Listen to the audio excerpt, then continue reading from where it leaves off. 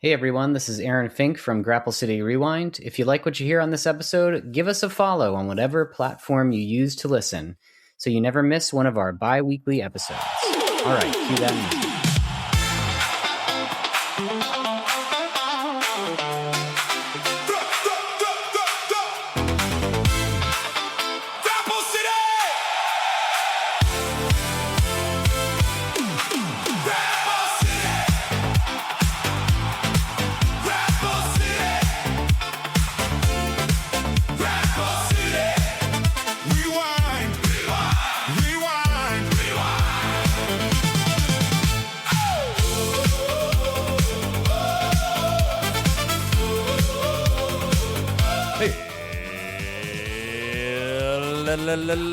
Hello and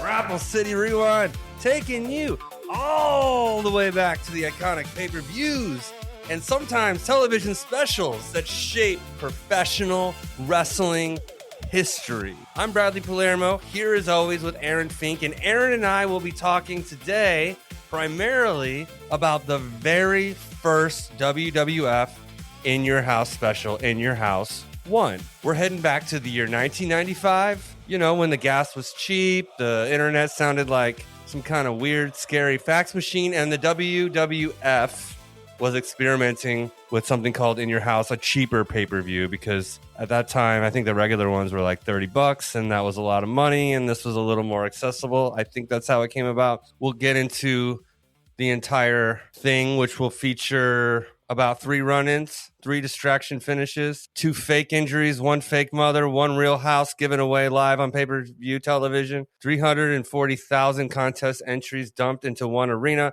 7 Mother's Day reminders from Vince McMahon, 3 horrifying Psycho Sid promos, a couple camel clutches, a referee trapped in the ropes for no apparent reason, 1 dude in Henderson winning the house, 3 pounds of fake tattoos on Hakushi, 1 white-faced manager named, what was his name? Whatever the fuck.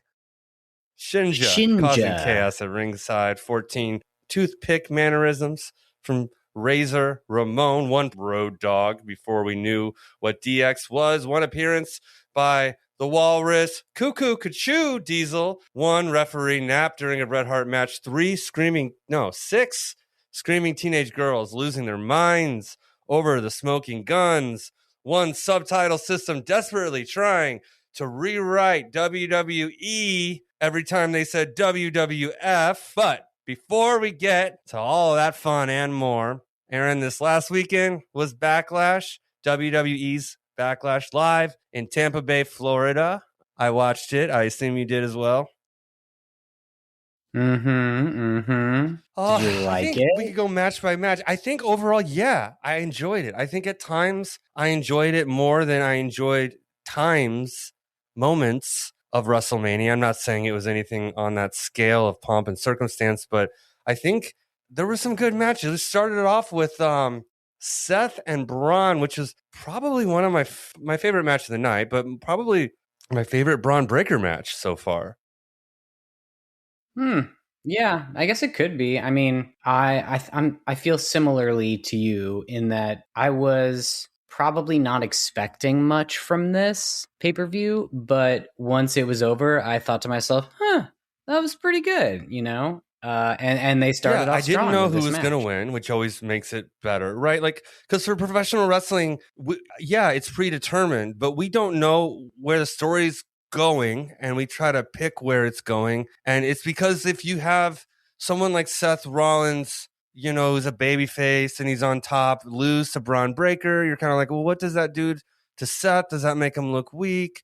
Or if you make him lose, how do you give him kind of an out? And if you give it to Braun, you're like, is he ready for that? Is it like, I guess you just kind of wonder what the repercussions are of the outcomes. So I don't know. For me, I didn't know who was going to win, and it seemed like it was a big win for Braun Breaker. I think in hindsight, he needed that to kind of put him back up there on the map, I think, kind of out of the mid-card. I suspect that this was going to be a WrestleMania match, and it didn't end up happening then because of Braun's injury. and surgery that he needed. So yeah, it made sense that Braun won. I guess to go back to what you were saying a minute ago about how about knowing whether or not somebody's going to win a match. So the way I like to view it is pretty similar to what you said, is like, yes, wrestling is predetermined in that the people who are creating this program know what's going to happen in terms of who's going to win, but we're not supposed to know. And I think a lot of times in present day wrestling fandom has so much more access to things. We are paying much closer attention than somebody was in, say, 1985. So it is easier for the average fan to make a successful guess about who's going to win a match. And yeah, and when I think wrestling is at its best is when we as fans cannot do that. And this match was an example of that. And really, I think two of the 5 matches were like that at Backlash, in my opinion. But I enjoyed this. I think there was more wrestling in this pay-per-view than there was all of night 1 of WrestleMania, which is kind of crazy when you think about it. So I get the comparisons. Like, you can't really compare WrestleMania to Backlash, but from start to finish, it was just a better premium live event all in all, because there was less advertisements breaking everything up. The matches had time to breathe. There wasn't a single match under 10 minutes on Backlash. Even the Danhausen tag match was over 10 minutes long. So I think that helps a lot when they have time to develop their matches and get to the conclusion that will propel their stories further. Just, I guess, one more quick thing on the Braun and Seth. As far as like the meat of the match, like Seth had to thwart Logan Paul and Austin Theory with a chair in the middle of the match. And he was still hitting all of his moves and his pedigrees, and they were reversing shit from each other, and the spear, kick out, pedigree, kick out. Like that gives a lot of drama when it just seems like you can't keep each other down. And then there's an attempt at interference, but you still get rid of those guys. And I guess, since Seth have to kind of fight off some of the more of Braun Breaker's homies, that does give Seth a little bit of an out. You could do down the line something where it's like, well, I pretty much had you if it wasn't for me having to run around with that chair and scare off Logan Paul or whatever. So it continues the feud, I think. Yeah. I mean, I'm sure it'll come back, but I don't know. I don't think it hurts Seth all that much. Solidified. I mean, Seth is Seth, he's like a Punk or a Cody or a Roman. Like, they can lose pretty much whenever they want, or whenever it's decided that they're going to lose, and it's not really going to hurt them for very long. So this was the right thing. Braun, this was, like I said, I feel like this was a WrestleMania match, and Braun would have won at WrestleMania too. They're pushing Braun Breaker, as they should. So yeah, and then we get on to Sami Zayn versus Trick Williams, which is a match that we did see at WrestleMania. It's a rematch. These guys are great. Their program together is great. There's been a lot of comedy. Sami gets called the Gingerbread Man. There was a funeral for the Gingerbread Man.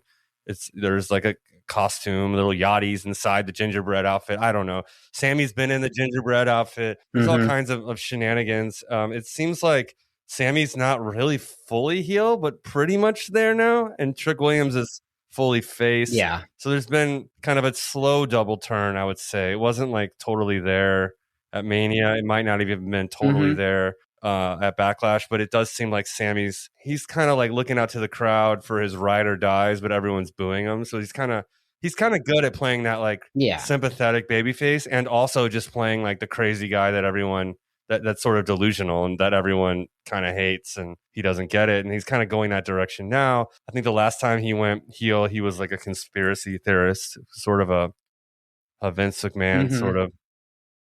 Before the bloodline stuff. Yeah. They both got a few smacks with that kendo stick, that Candy King kendo stick behind the ref's back. And Sammy got to beat down Little Yachty when he was interfering, which I like, because I don't really know what a Little Yachty is or why he's on there. If he's supposed to be a wrestler, he doesn't seem like one.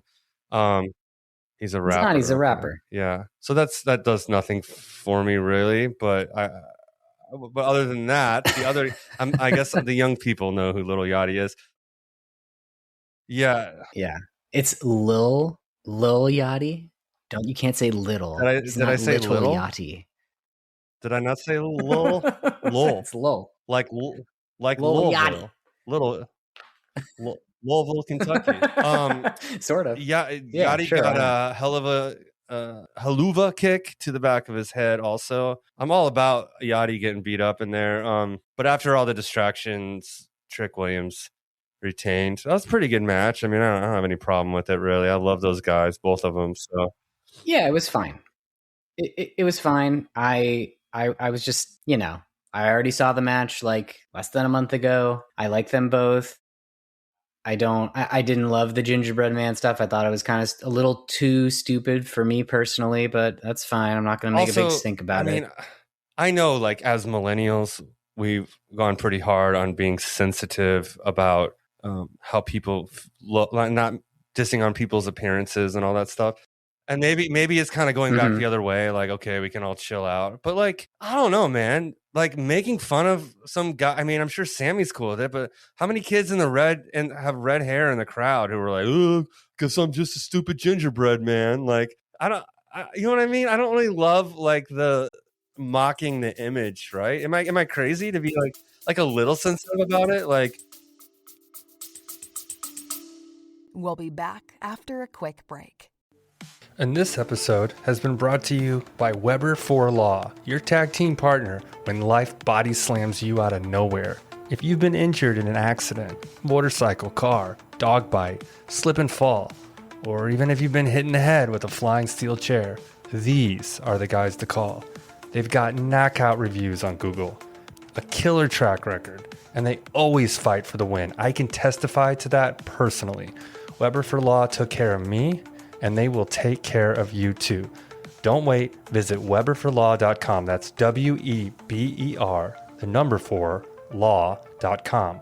Or call 818-502-9200. That's 818-502-9200. Weber for Law, your tag team partner when life body slams you out of nowhere.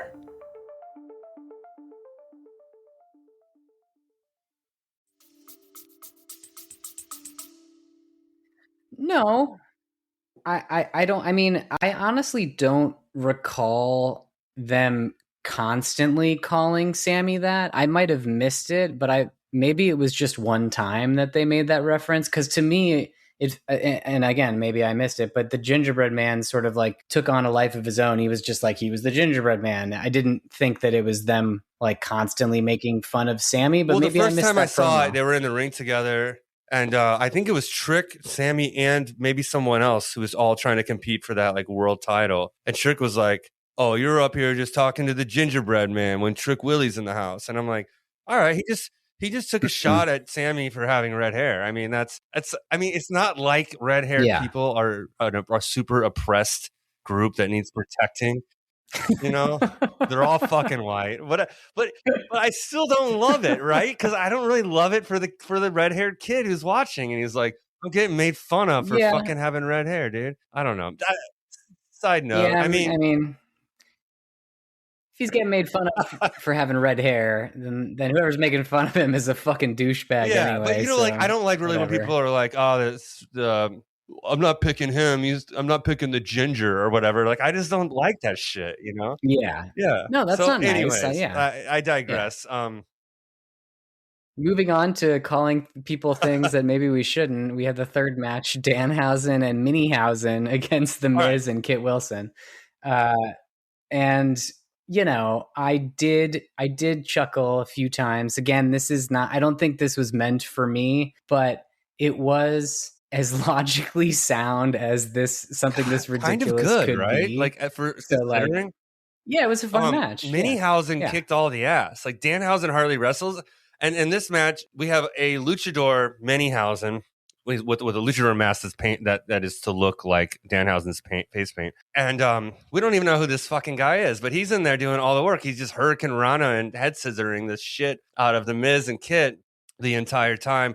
But who is the commentary guy? He is on the line with what he's saying about little people. He keeps calling it and that thing and stuff. I was like, ah.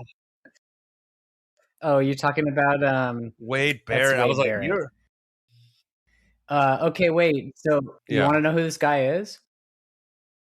It might be a different. Well, it might be different. But the Minihausen wrestled as El Torito. Do you remember El Torito from the Oh, no. '98 Rumble? I don't think it was him. I think it was a different El Torito. But you remember the 6-man mini Yeah. luchador Okay. Yeah. match Yeah. from the '98 with Sonny? So one of the wrestlers in that was called El Torito, and I'm reading that this guy's name is Mascarita Sagrada or Mascarita Dorada, but also The El problem Torito. with But it says he's. I was just saying the What? problem with luchadors is they can keep the name and put the mask on someone else sometimes.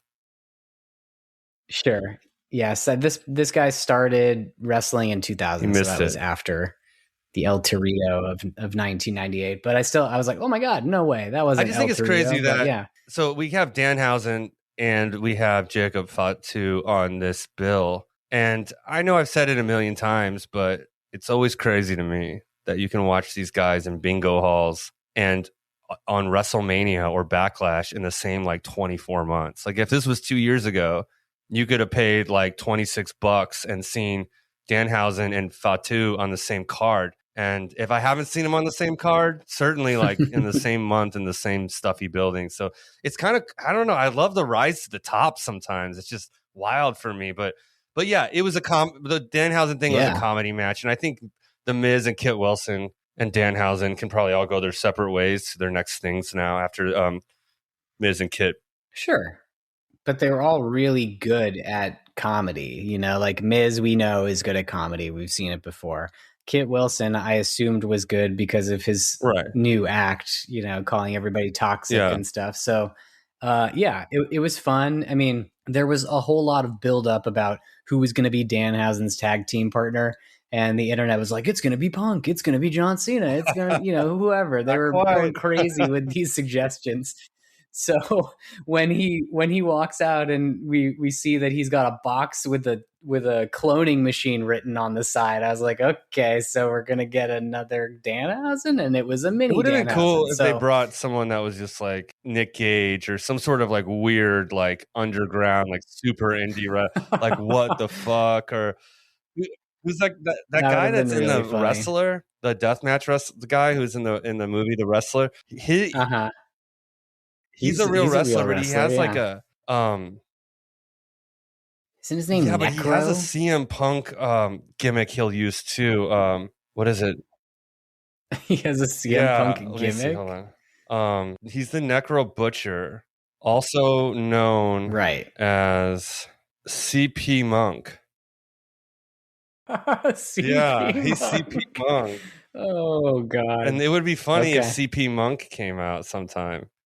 You know, Danhausen. Yeah, and he's CP like, Monk. he's like wears a squirrel outfit, but he's got a Pepsi tattoo on the squirrel outfit. He's a monk. Yeah, like a chipmunk. He's like a chipmunk. Yeah. CP Monk, chipmunk. Yeah. CP Monk. I don't know what are we talking about. You've wasted enough of our time. We've spent 18 minutes talking about Backlash. Right. Let's finish I want to talk about the other match that I enjoyed from I got Backlash. this one. This one's easy. Io Sky versus Asuka. Who gives a shit? I didn't watch it. Don't see why I should have. Fuck you, dude. Fuck you. This was the other match of the night. You're an asshole. I had no idea. No, I didn't watch it. I don't want to watch Asuka with her thong painted on the back of her pants and shit. It's too weird.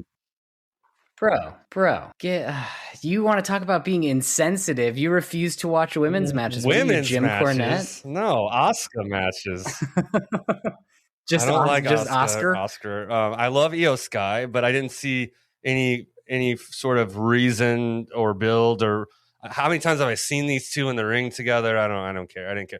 It was my popcorn match. I had some things to do. I didn't press pause. Okay, well, that's your loss then, because this was a terrific match. It was 18 minutes long, and the crowd was super invested in it pretty much the entire time. They found little spots here and there to chant "We want Kairi" because they were still upset that Kairi Sane had been let go, and she was a part of this story. So I think you should go back and watch it, dude. It's pretty good. It takes a second, but they have known each other for many years. They've wrestled each other for many years. And a lot of people are now thinking that this could be Asuka's final match. Oh, wow. Yeah, I've been seeing that Asuka might leave But yeah, I mean, okay, I'll take. I mean, I certainly respect your opinion, and I'll watch it because you say so. The way that Asuka, once the match was over, the way that Asuka broke character and basically like, you know, hugged Io and like did what we sort of refer to as the passing of the torch kind of thing, where she raises the hand of the person who beat you and then points at them or whatever.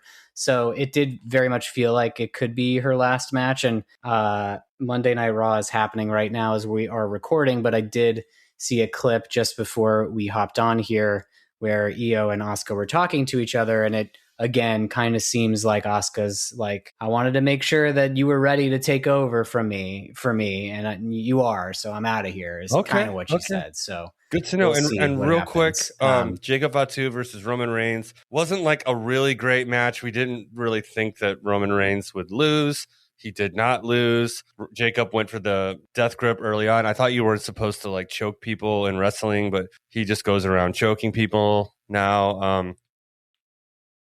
But it's not a choke. It's the Tongan death Yeah, grip. it doesn't count because he's grabbing his Adam's apple, I guess. But Wade Barrett pronounces Fatu like fat two, like fat two. And I was thinking Jacob should put that in his promo.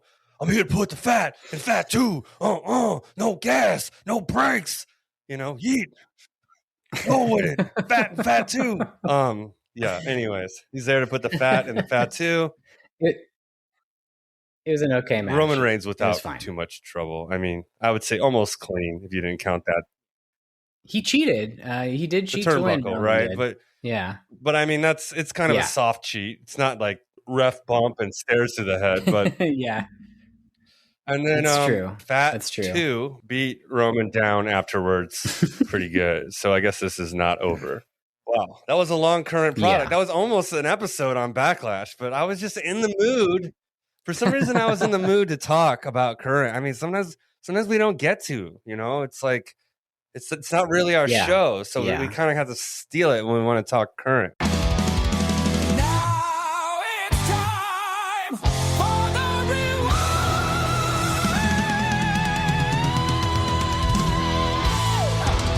All right, let's head on back to WWF In Your House 1, May 14th, 1995. That was Mother's Day of that year. There was an attendance of approximately 7,000 people on hand at the Onondaga County War Memorial in Syracuse. Surprised I could say that like that. Commentary by Vince McMahon and Doc Hendricks. My opening thoughts here, it was a fun 90s intro. We got the voiceover for over 50 years, the revolutionary force in sports entertainment. They were already around for that long back then. Crooked video screens, grainy video effects. They're going to just remind us that it's Mother's Day, like constantly. Commentary, like I said, Vince and Doc. I don't really see those guys on a lot of stuff that we've been watching. A main event they're hyping up is going to be the world heavyweight champion Diesel versus Psycho Sid. And we get in right on, goes right on to the action right away. Bret Hart versus Hakushi. And this match was fucking good, I thought. Yeah, I thought so too. It had a couple of rough spots where you could tell that they just weren't completely in sync at all times. But like we've said before, I don't think I've ever seen a bad Bret Hart match. And this certainly was not a bad match either. Have we ever talked about, like, sometimes I think wrestling is the worst when it looks very choreographed, like slow motion. Yeah, no, we've talked like how some of the women sometimes look like they're like replaying. But when it's fast and rough and it gets a little sloppy, like, I'm not saying this match necessarily has an example of that, but I think there may have been some that I've seen lately in the current product where it's like fast and sloppy. You go to put someone on their shoulders and they kind of fall awkward or something, and there's no move, and you're like, I don't know what they were trying to do. But when wrestling is a little sloppy, I like it because it feels real. Because real fights is real clumsy. But anyway, but Hakushi, if you guys don't remember, he's the guy with the fake tattoos, some sort of lettering, vertical lettering, all up like Asian symbols. Japanese symbols all up and down his face and body. It looks kind of It looks really hardcore if it was real. If we didn't know it was fake, man, it's like Yeah. it's some scary ass looking tats. Yeah, We thought it was did. real the first But that time. we kind of found out it wasn't. But yeah, I always wish that was real. But they're calling Bret Hart a Triple Crown club member instead of a Grand Slam champion, which I think is interesting. Obviously, Well, Grand Slam encompasses more belts than I think they have at this current point in time. Triple Crown is World Championship, Intercontinental, and European. I would assume.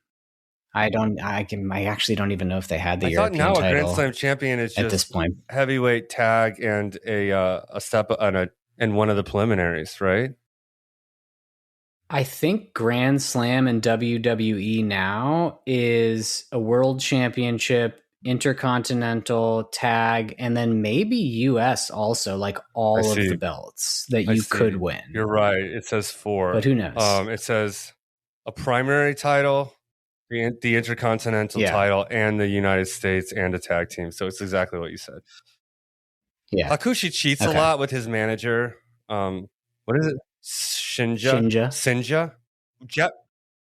No, Shin, like Shinja. SHIN, like ninja, but with somehow, a sh instead of for some reason, Japanese names are extremely difficult to my brain, and I don't really know why. But he's cheating a lot. It's kind of a long match.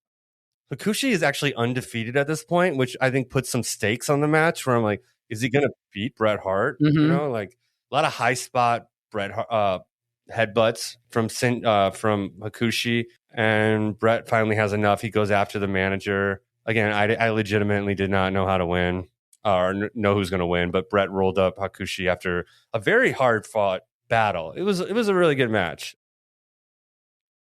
Yeah, I was surprised how long it was. Actually, I mean, it felt. I think it felt longer than it was. It was somewhere around 15 minutes, but yeah, it felt like it was I was like, man, this is a back and forth contest, you know, like a lot of jockeying for position. One person has control, the other one gets it. A lot of false finishes. The only thing that maybe could have made it better was just the fact that I felt like we were dropped into it cold. There wasn't any kind of a recap or letting us know if there was any story building up to this. If there was in commentary, I must have missed it.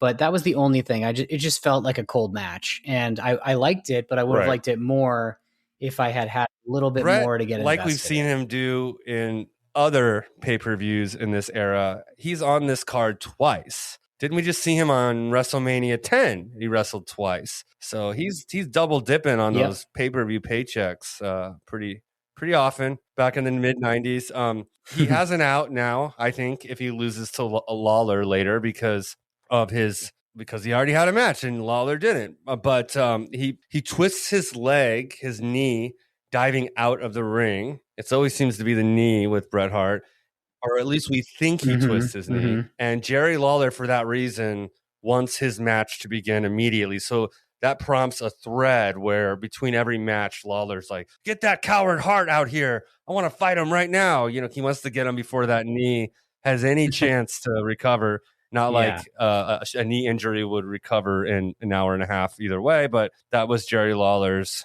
angle on the Bret Hart apparent knee injury after the match. And then we get on to Razor Ramon in a handicap match versus Jeff Jarrett and the Roadie, the man who would later be known as the Road Dogg from DX. This was very early on. I don't know if it was his debut match. Vince did say we haven't really seen the Roadie and we don't really know what he can do. So he hadn't been on much. I believe that Roadie was Jeff Jarrett's like valet. He was his roadie, right? Because Jeff Jarrett was a country singer who was on tour and had albums. So Roadie was his roadie, was my assumption. But there was actually a story to this match. So I was a little bit more interested in it than the previous one. So Jeff Jarrett's on his way out to the ring with Roadie, and while he's on his way out, Vince and Doc Hendricks get a phone call from the 1-2-3 Kid, and he's out on injury. He really wants to get back and wants to get his hands on Jarrett. I'm assuming that Jarrett and Roadie injured him somehow, because this was supposed to be a tag match. Razor Ramon and Jeff Jarrett had a match at WrestleMania 11 the month prior. It was for the Intercontinental Championship. Jarrett was beaten via disqualification. He was the champion, so the belt didn't change hands. And, Razor, before he gets out to the ring, he has a little backstage thing. And, it's personal between him and Jarrett. And the reason why Kid was out with injury was he was actually legitimately injured. So it was another one of those angles that came about from real life. That's why we have this handicap match. And, I enjoyed it. This is pretty much what you would expect from a handicap match, right? Like Razor's getting his ass kicked most of the time. A lot of tagging between Jarrett and Rhodey. Every once in a while, Razor gets like a little bit of punching in, gets a little bit of a comeback going, but it's always stamped out until finally he battles back. He has this great comeback and hits Jarrett with the Razor's Edge. I don't have a lot more to add to that. Jeff Jarrett's great. Razor Ramon's great. And Jeff Jarrett's probably the best in ring in this match. Mm-hmm. Yeah, he's always been good. And then there's some, post-match foolishness. Someone I've never heard of before, Aldo Montoya, came out to help Razor because he was getting attacked after the match by Rhodey and Jeff Jarrett. He gets his ass kicked. Then someone else comes into the ring and starts beating up on Jarrett and Road Dogg, and then a bunch of referees come in, some security comes in, and I look at this guy and I'm like, is that Savio Vega? And I couldn't, they didn't name him initially. They escorted him from the ring. Later on, we found out it was Savio Vega, and that was his introduction to the WWF. That's pretty cool. So, Vince, I have no idea who this is, even though I just signed him. Yeah, right. I just signed him. I don't know who he is. Let's see. Next up, we had... Yes, we get this video montage of Sid just powerbombing people, being scary, and like really cheesy horror music, with like the screechy synth nonsense. Yeah, but it was just like, I mean, he does look scary. He was making some he's huge. Serious faces. He has a very serious face, a very large jaw, and his eyes are like fucking twitching. Tons of like sweat beating up on his face. Like, I mean, he is scary, and he's saying, "I'm the master. I'm the ruler of the world." He's incredible at making scary faces. I guess it was pumping me up to see what he would do. Also incredible. I know it must have been a slow season for softball. He didn't make the the playoffs or something. So WWF got him back up there. Could you imagine though? You're playing softball and that motherfucker. Could you imagine though, like you're the pitcher and that fucking guy comes up to the plate, like middle-aged women or middle-aged men playing softball, like they don't really look like this guy. I mean, he's as tall as the sky. No, he's like got to be 6'8", fucking huge, or something. Tall, the biggest muscles, like roided out looking muscles, like you'd expect from. 6'9". Yeah. So I have a friend who's 6'8". So I'm used to it, but yeah, that's a large man. That's a large man. So after this video montage, I was just saying, one of the guys I go to wrestling with is 6'10", and it kind of sucks for. Oh yeah, you're Cass, buddy, and it kind of sucks for him because like he won't stand up if he's on the floor because he'll block fucking everybody. So everyone stands up to see the action, and he just sits down. Yeah, and also the seats are probably. Then we get on to Mabel versus Adam Bomb. Talking about big guys, Mabel obviously huge, big old tall and fat guy, and then Adam Bomb, muscly tall ass guy. So you got kind of a giant versus giant. This is a King of the Ring qualifier, but I don't know if I'd say it's a squash, but it's a 3-minute match with Mabel winning pretty easily. Yeah, I'd call it a squash. I think Adam Bomb like looks impressive, but I never really did much with him. I don't know what happened with him because he had an early push and he's on the cover of some magazines and stuff, but he was never really like in a big picture there, or it wasn't all around very long. But no, let's see, what did they say? He was so as a face. He would throw rubber nuclear missiles into the audience as he walked to the ring and after he won a match. After briefly feuding with Kwang and Bam Bam Bigelow, Bomb was moved down the card. began competing exclusively on WWF Superstars before abruptly quitting the promotion in August of 95. He cited unhappiness with pay and the rigorous travel schedule, and also claimed he was promised a run with the Intercontinental Championship, which would have resulted in higher pay. So then he went on the independents and went to WCW, and that's pretty much all she wrote. He went to WWF for a year in 2001. That's it. What's that guy's name again? His real Brian name? Clark. But yeah, this was a short, squashy match, pretty much. We haven't, while we're halfway through this thing, I figure we haven't talked about the Dave Meltzer ratings from his Wrestling Observer newsletter. The Bret Hart versus Hakushi was a 4-star match. The Razor Ramon versus Jeff Jarrett and the Roadie was a 3-star match.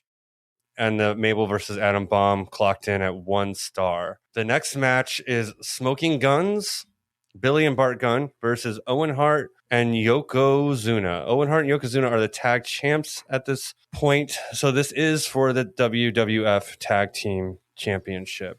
This match is prefaced with Jerry Lawler out there pissed that he can't fight Bret. He comes out to the ring. They're like, get the fuck out of here. We got a match to do. Vince talking more and more about how it's still Mother's Day.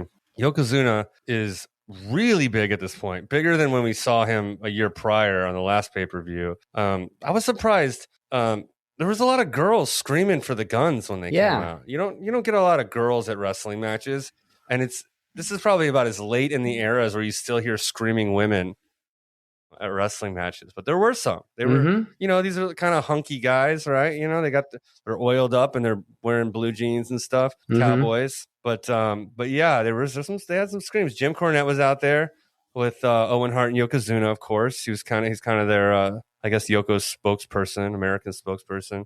And Mr. Fuji was there too. Fast, yes, he was. That's the manager of Yokozuna. Fast action match was all right. I mean, Owen Hart and the Guns pretty good. Yoko didn't do much. He jumps on people. Loves grabbing the trapezius, man. He's all about that. Yeah, that's what he does. Short 5-minute match. Jim Cornette did take a bump. Yes, he did. But yeah, Owen Hart pins Bart Gunn after some interference from Jim Cornette. Yoko dropped a leg on one of them on the outside, and then he rolled him in, and then Owen got the pin. Todd Pettengale is popping in there between these matches. Dude, his mullet. And I've never seen him. Yeah, I've never seen him look more ridiculous. He kind of has sort of a what's the character's name? Vinny Vegas, I guess, in Pulp Fiction. He's got the earring and the black hair like slicked back, but it's like kind of like undercut. But yeah, it's long in the back, like mullety. Insane mullet. Yeah, there's a lot going on with that. It's like earring only on the left side, So God forbid anyone. Back then they were like, left is right, right is wrong. Like, if you have an earring on the other side, you're gay. Yep, I remember that. So these guys would wear their earrings on one side. Oh, my God. As I was looking at Todd, I was just like, I wonder what drove him to get that. Like, do people think that mullets were cool in the 90s? Like, were they like, oh my God, dude, yeah, this is the coolest hairstyle? Right. I think it was. Or did they know it was trolly? So I don't remember people calling it a mullet at that time. I remember around the year 2000, they started calling, they had a website called Mullets Galore. Bands like the Vandals had a mullet song, and they list all these different names: Nape Drape, 1090, Party in the Front, or whatever, Business in the Front, Party in the Back, what have you. Or like in the Vandals song, or if you go to Riverside, it's just called a haircut. That kind of joke would happen. But like, you instead of your city you want to make fun of there. But like, I don't remember people being like, I want a mullet. But I started doing hair in the early 2000s, and mullets were a thing, and it was just this thing that you didn't want. And I would wonder, as someone who performs haircuts, I would be like, how does that happen? Like, how do we get to that point? Is it just like, I like it really clean, really short, but still leave some length, back here I like a little length. That's probably how it goes. I guess.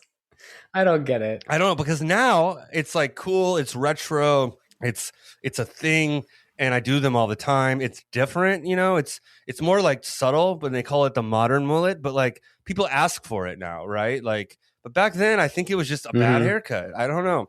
I'm interested to find out more. We should, start a podcast on mullets. I'm down. The Smoking Guns match was a 3. Hold on. What was the rating on that one? It's gone. That was a 2 3/4 star match.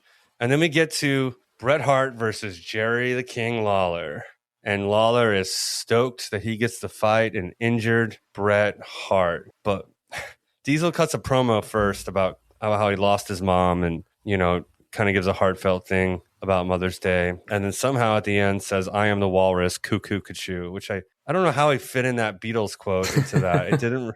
It really seemed like what what are you guys on? Like, did you plan to say I don't know what they were talking about. Yeah. You said you're the master. Well, I am the walrus, cuckoo, cuckoo. It's like, all right. Lawler introduces his mother before the match. His mother is somehow 25 years younger than he is and much more attractive than he is. I have a feeling maybe it wasn't his right mom or his real mom. He said he wants this mother of his. Oh, you think so? I think so. He wants his mom, though, to fight Helen Hart because Lawler has it in for Helen Hart all the time. But Bret pulled a ruse. He came out and he kind of played with the knee and then ran and was like laughing at Jerry Lawler. His knee wasn't injured. He was just screwing with Jerry's head. So Lawler's freaking out. The match begins, I remember a ref getting tangled up in the ropes and missing everything. Hakushi and the other dude with the white face attacking Bret. The Shinja or whatever the fuck. Lawler did roll up Bret once the ref finally woke up out of his spider web of wrestling ropes. Pretty dumb finish, but I don't know. It was a Jerry Lawler match more than a Bret Hart match. It's shenanigans, Bret destroys everybody afterwards. It's a 1 3/4 star, probably one of the lower Dave Meltzer Wrestling Observer newsletter ratings for a Bret Hart match that I've seen. And then we get into the house giveaway segment. So someone is winning a house on a golf course in Orlando. There's 340,000 entries. Tom Pettengale and Stephanie Wyand, I don't know, literally climbing through piles of letters, huge bucket of letters, and they call the winner. And the winner is Matt Pucelli or some shit from Henderson, Nevada. They call him live. The dude is losing his mind. I'm thinking, like, what is a guy from Henderson going to do with a house in Orlando? In Florida. Sell it probably. Maybe get himself a couple bucks, $100,000, $300,000. I don't know what a house in Orlando on a golf course was in 1995, but it looked pretty fucking nice. I mean, I'll give it that. I'd like to see WWE give away some houses nowadays. Now they just charge you the price of a house to get into the arena, and you are left figuring out how to pay your rent. But that's a whole nother business model that we're dealing with now. And then we get into Diesel versus Psycho Sid for the WWF Championship match. Yeah, that was a fun one. We haven't watched a lot of Diesel matches, so definitely this is new for us seeing Diesel as the champion. And I actually don't think we've seen a Sid match either. So this was cool to see both of these guys. Obviously, they are recognizable names in the industry, but they're not like necessarily of the level of like a Bret Hart or a Shawn Michaels or a Steve Austin. But these were important guys at the time. And, Diesel was the champion for a good amount of time, not a huge run for Diesel, but they tried it. And I guess maybe it didn't really work the way that Vince was expecting it. So it was, probably a little more short-lived than I think Diesel or Kevin Nash would have liked, hence why he was WCW bound pretty soon after this. But yeah, like we were talking about earlier, Sid, very imposing, very scary. The music that he walks out to was pretty similar to the music that we heard in this, montage thing earlier, like the screechy, scary horror stuff. We get into the match pretty quickly. It's kind of what I expected a match between two big guys to be. A lot of striking and a lot of, clotheslines and throwing people into the corners and stuff. Not a lot of wrestling holds, not a lot of high flying stuff. It certainly wasn't my favorite match of the pay-per-view, but it wasn't bad. Diesel is over with the crowd. Once again, when he comes out, you hear a lot of kids or a lot of women screaming for him. So Yeah, I enjoyed the match. I didn't love it. What did you think? Yeah, I thought it was pretty bad. I think Tatanka interferes immediately. I mean, when Sid powerbombed Diesel, that looked difficult as hell. I wrote that I'm paying much more attention to my sleeping puppy than this match in my notes. I wrote that. Sid's actually bigger than Diesel somehow.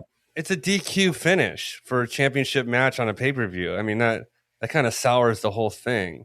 Mm-hmm. I did notice that every time Vince would say WWF champion, the closed captionings would say WWE champion, and it was annoying me because I'm like, I just heard what he fucking said, dude. He didn't say WWE. Like, we're watching WWF. Just a side complaint. I know it's illegal or whatever, but DQ finish because Bam Bam and Tatanka and all these guys are out there. It was just lackluster, because when you have a championship match, the last thing you want is for it to not end cleanly. And, a good example of that from current day was Roman Reigns' 3-year run as WWE champion. You could pretty much guarantee towards the end of the run that at every match, I guess it would end with an actual finish, but there would be so much interference that it wouldn't feel like a clean finish, Right. So yeah, you never want to see this happen where you just you get all excited about a match, you don't know what's going to happen, and then someone just comes in and interferes, and then it's a DQ. It just kind of ruins it. You're like, no, it's over like that. Yeah, it's kind of fizzled out. Well, that was WWF in your house, number 1.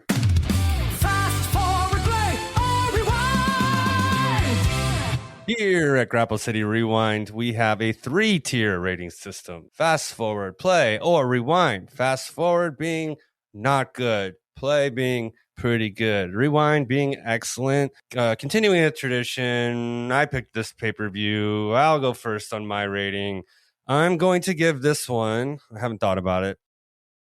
It's surprisingly charming because of the time. It captures an era. The goofy 90s WWF presentation. I've seen worse 90s WWF. Bret Hart was in it. It wasn't the best Bret Hart matches. I did like the first match, but that was kind of it. I don't think there was enough here, though. I don't think there's enough here to give it anything other than fast forward. I can't really suggest amongst the things we've watched that this is anywhere near the mid or top tiers. So even though I'm not going to shit all over it, I'm going to give it the lowest rating that we have. Mad props to the weird 90s giveaway, jumping through 340,000 envelopes and doing shit that you would only see in 1995. But what say you, Aaron? I am going to also give it a reluctant fast forward because I did enjoy watching it, but I think I enjoyed watching it because it was short. It was less than 2 hours long, and I was like, oh, this is very refreshing. But like you, I really only enjoyed 1 or 2 of these 6 matches. Mm-hmm. I do appreciate looking back and seeing what it was like at that time and what the first In Your House was like, but I just don't think that it's required viewing for anyone. And like you said, we've watched things that are better than this, much better than this, and we've given those plays and not rewinds. So I think this one should stay a fast forward. I think that's fair.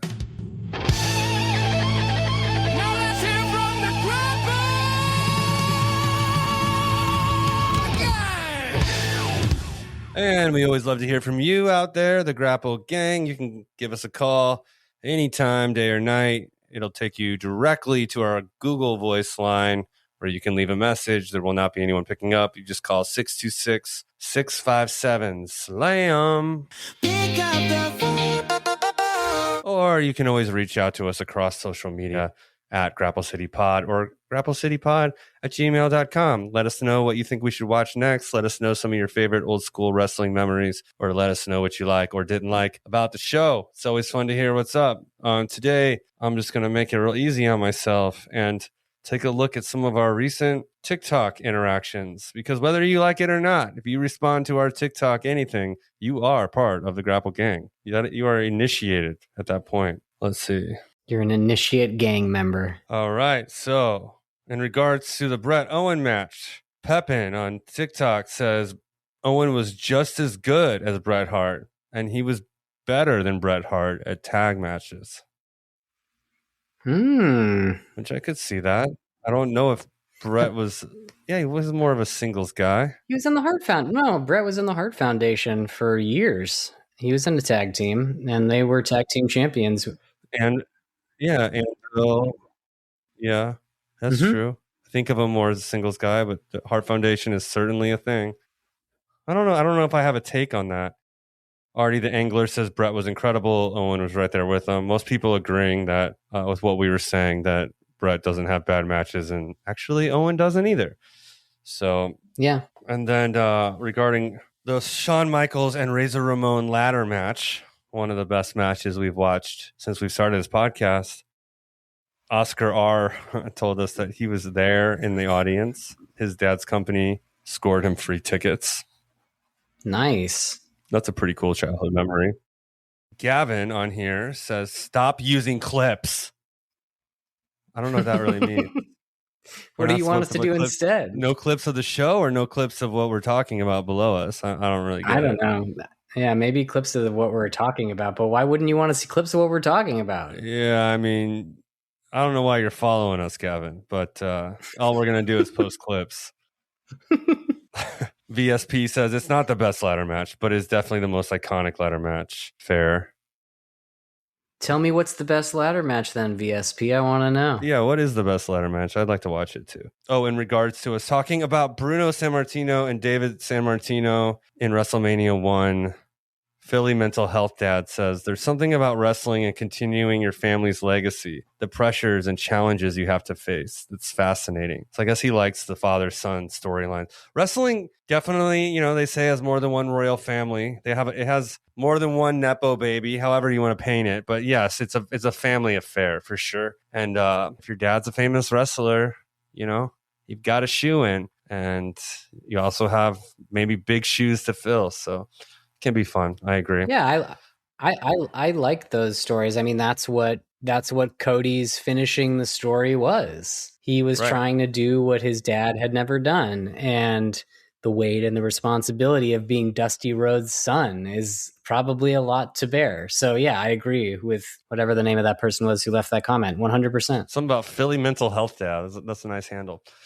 Yeah. All right, so this pay-per-view is my call. We're going bi-monthly now, so we'll be around every couple of weeks. Make sure you follow the podcast on whatever platform you're on so you can find us when we do come back, because it's not like a hard schedule, but it is every couple of weeks. And then we'll be getting into bonus season in June. Usually June and December, we stop doing full episodes. Bonus season, we just talk about one match at a time, whatever the fuck we want, even if it's not old. We just watch fun shit, one-off matches, shorter episodes, but they're out more often, and that gets us through sort of our quote-unquote bonus season. This one was my call. Next one is going to be Aaron's call, last full pay-per-view before we go into bonus season. What are we watching for the next episode, Aaron? For my next pick, I'm going to choose something that is not in the month of May or the month of June. I'm also going to choose something that's not the World Wrestling Federation or World Wrestling Entertainment. Let's watch Starrcade 95 World Cup of Wrestling.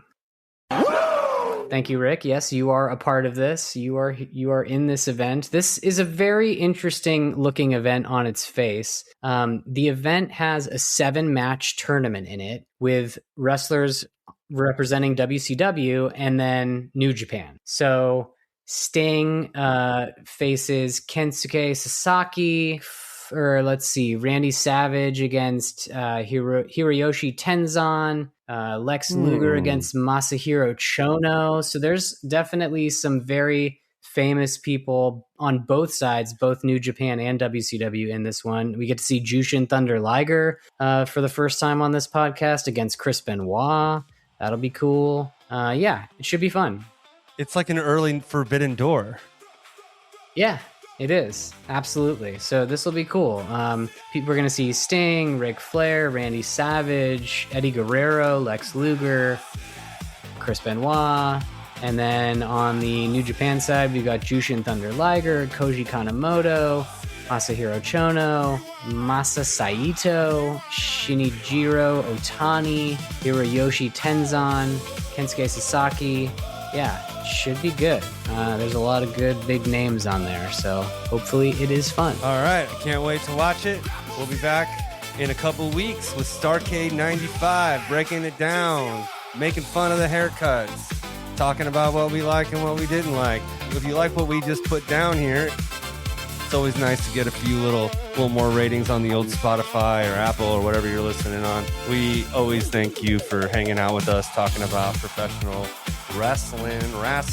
We will be back soon. Thank you guys. Always a good time. Always a pleasure. We'll catch you in the cheap seats. Adios.